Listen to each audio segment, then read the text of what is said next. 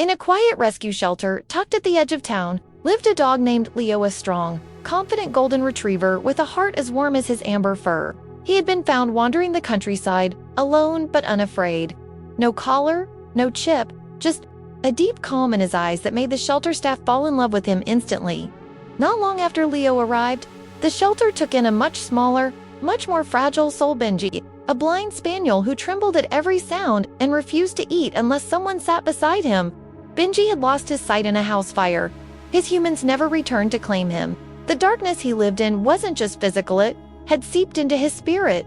On his first day at the shelter, Benji curled into the corner of his kennel, nose pressed into the wall. He didn't bark, he didn't move, he was just lost. But Leo noticed the two were placed in separate kennels across from one another. Leo, ever curious, tilted his head when Benji arrived. He listened to the soft sniffles, the tiny whimpers that slipped from the frightened little dog. That night, as the lights dimmed and the world outside grew still, Leo let out a low, gentle bark.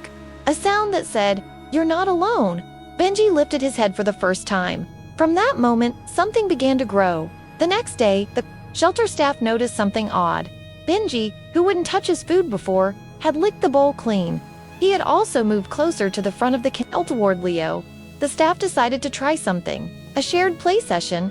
Benji was hesitant, his paws uncertain on the gravel.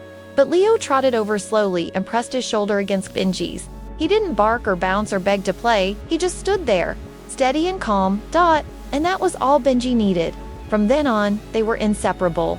Leo became more than a friend, he became Benji's guiding star. He walked beside him, shoulder to shoulder, always just close enough for Benji to sense. If Benji froze in fear, Leo would give a quiet woof and circle back to touch noses. If Benji wandered too close to a wall, Leo would gently nudge him away.